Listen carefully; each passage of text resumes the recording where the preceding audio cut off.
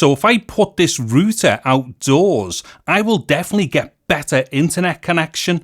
However, when it rains, this router will break. But if I put this router outdoors, which is designed to go outdoors, everything's going to be great. So in this video, I'm going to show you this 5G router by ZTE, which is designed to go outdoors. And obviously this means that it's weather sealed and stuff like that. So it's designed to handle rain and all the elements outdoors. However, as much as what I was joking in that intro, do not put a standard indoor router outdoors. Yes, it would perform better, but I will guarantee you will damage it putting it outdoors. Now, as far as this ZTE router is concerned that I've got here, this basically comes in two parts. Now, technically speaking, this bit here that goes outdoors, this is really a modem. However, for the sake of this video, I'm just going to refer to this as the outdoor router. And this one here is the indoor router. So basically, we have got two parts here. We have got the MC889, which is the outdoor router. And then we also have the T3000, which is the indoor router. Now, basically what happens here, these two things connect together. The outdoor router picks up your 5G and 4G signals and then transfers the data down to the T3000 internal Wi-Fi router. And then the T3000 gives you your indoor Wi-Fi, and also it gives you some Ethernet sockets as well. So in this video, I am going to do three things. First thing is to do an unboxing and to show you how this all connects together. Now, although this is an outdoor router, the second thing that I will do is an indoor test with it. And that's just so that we can see what the difference is like using a router indoors compared to outdoors. And then the third thing that I'm going to do is to do the testing of the router outdoors, which is where it's supposed to go. And then I will do a comparison thing after I've done the testing so we can see all the differences. Okay, so the first things out of the box is the paperwork, and what we have here is a quick start guide for the outdoor router. We've got a quick start guide for the indoor router. Here we've got a sheet with some stickers on, and those stickers have got the passwords on for the outdoor router. Obviously I've got that blurred. And then we've got this sheet here which has got some basic information for one of the power supplies. Next thing are these two Ethernet cables, and these are both Cat5e. Now, one of them will be used to connect the two routers together, and then you've got a spare here for such things like a computer to be plugged direct to the wireless router to its Ethernet ports on the back. Now, as far as power supplies are concerned, we have two. This one here is for the indoor router, and this one here is for the outdoor router, and there's the cable for the outdoor router one. And what we are looking at now are all the fixtures and fittings for the outdoor router. So basically what we've got is a bracket system, which I will show in a little bit more details shortly when I put that on the router.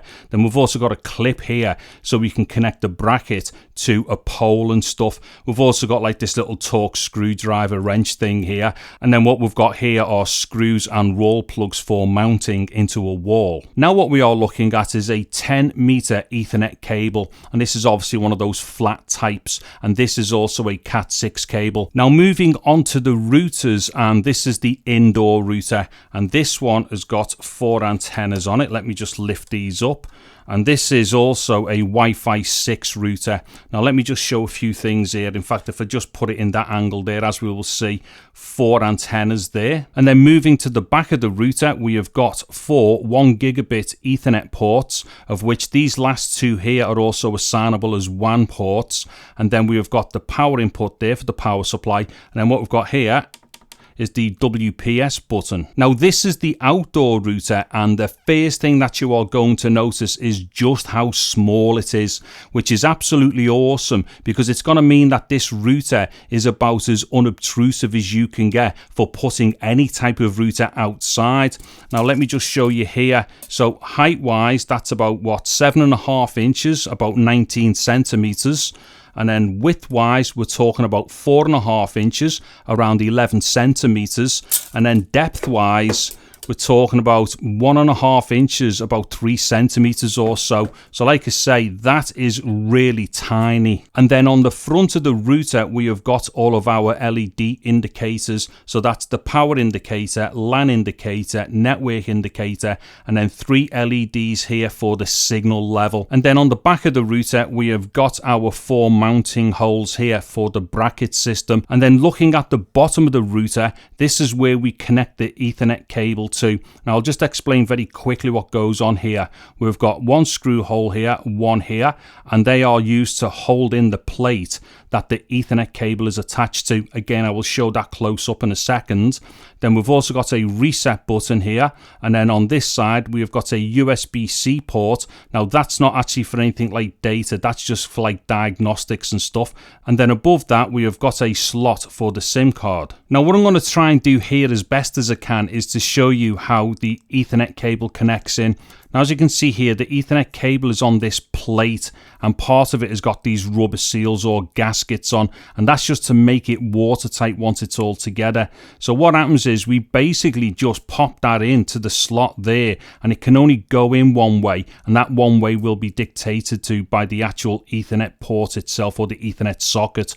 So as we can see there, this is the right way round. So literally just push it in there, and then we've got a screw on this side and a screw on this side that we just tighten in.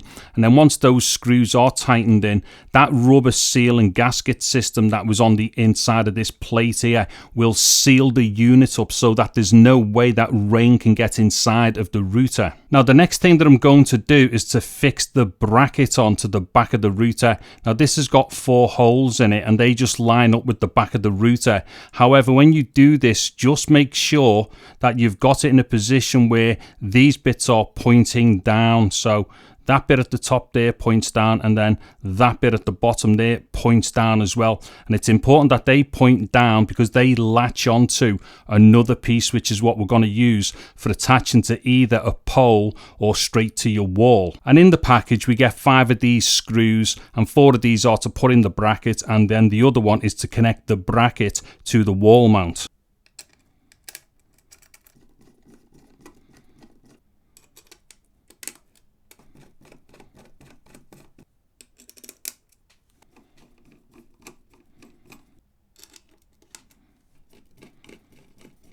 And what we are looking at now is the wall mount. Now, although I will not be going directly onto a wall, I still need to use the wall mount anyway, because this, in conjunction with that metal ring that I'd shown earlier on, which I will show again, that is what's used to turn it into a pole mount. Now, the way that you orientate this is this way. So as we see here, the holes here are at the bottom of that slit bit. So that is the right way round. Also, we can definitely tell the right way to put this up, because we have a hole here. Now that bit there with the hole definitely is at the top, so make sure that's at the top. As we see at the bottom here, that doesn't have the screw hole in it. And once again, I'm just going to have to try as best as I can to show you how this all fits on. So basically, as we can see here, this is the plate or the bracket on the back of the router. And as I was saying before, there's these 2 bits that point down. Now they actually just slide straight into the 2 holes, one at the top there and one on the bottom here of this back plate or the wall plate. So as we'll see here, they literally will just slide straight in, and there we go, and it'll just stay in place like that itself. However, there is that hole there that I'd shown earlier on, which is what we use for this other screw to go into. So basically just pop that in there and tighten it up, and then once the screw is in firmly, as we will see now, there is absolutely no way that that bracket is moving or coming off. And then to pole mount the whole system, what we have to do is use this metal ring here. So what we do, we unscrew and open up the metal ring, and then what we've got here is a slot or a hole on this side of the bracket and one on this side. So all we do, we feed the metal ring into one side here, and then bring it out on the other side like that. And then what we do, we just pop it back in there and then tighten it up. And in fact, I will just show you this from a different angle now. Okay, so this angle might actually be a little bit easier for you to see exactly what's gone on here. So as we can see, the metal ring has just looped its way right the way through the back plate there. Then obviously we just use that to put onto a pole, and then we tighten up with this screw to tighten it onto a pole. And now just to finish off, I'm going to show you how we connect both of the routers together, and that effectively all centralizes around this here, which may initially look like it's just a power supply, but it's not. This is actually a PoE, or a power over Ethernet injection system. So let me show you what we do here. So the first thing I'm going to do is to just connect the power cable to the power input on the supply unit here. Now of course I'm not going to plug this straight in now, but at least that's all ready to be plugged straight into the wall for power once everything is actually all wired up. Now on this end of the power supply unit, what we have got are two RJ45 Ethernet ports. Now the first one here, as it says at the top, it is the LAN input. Now this one connects to the indoor wireless router, and then this one here connects to the outdoor router. So what we do, we just simply take the other end of the Ethernet cable that we've connected to the outdoor router and pop it into there where it says power LAN out. So let me just pop that in there first. I'll just quickly explain what's going on here. So this power supply unit is now sending power down the cable, as well as communicating the data as well via Ethernet. So this is what we call PoE, or power over Ethernet. So at this point, we are now all fully wired up for the outdoor router. And then for the indoor router, we're just going to use one of the Ethernet cables that comes supplied with the router system. We're going to pop one end of it into the LAN input on the power supply here, and then I'm going to connect the other end of that cable to one of the LAN ports on the router, like so. Then pop in the power supply for the indoor router.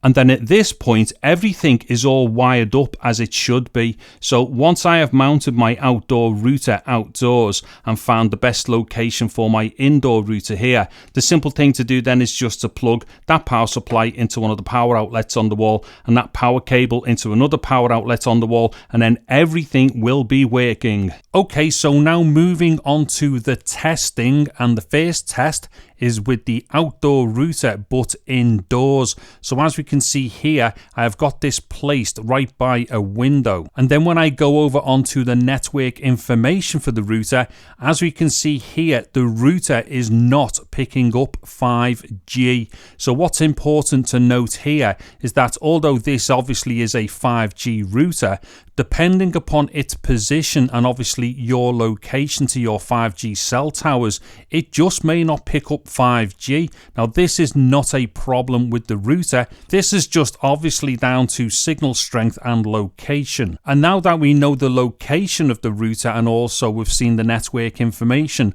what I'm going to do now is to run a speed test. And what I'm going to do is run this 3 times. Now I will speed through this because we don't want to sit here and watch this do this in real time. But then what I'm going to do is take an average of the 3 passes of the speed test, and then we will work out the router's average for its upload speed, its download speed, and also its latency. Now moving on to the outdoor position of the router, and obviously this is ideally where it should be used.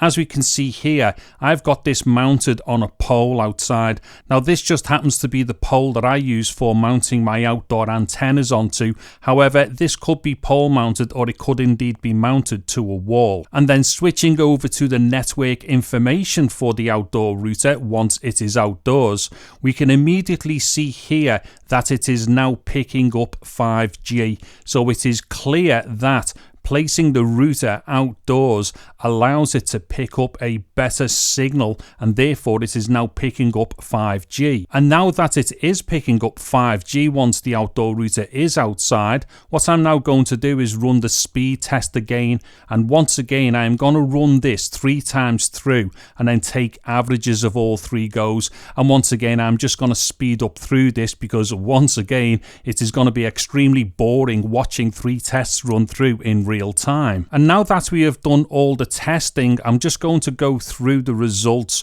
But first of all, just a quick recap. As we can see on the screen right now, these are the two positions that I've placed the outdoor router in. So obviously on the left hand side, that's the indoor position, and on the right hand side, that is the outdoor position. And then just a quick recap for the network information for both positions. And obviously on the left hand side there, we have got the outdoor router but placed indoors.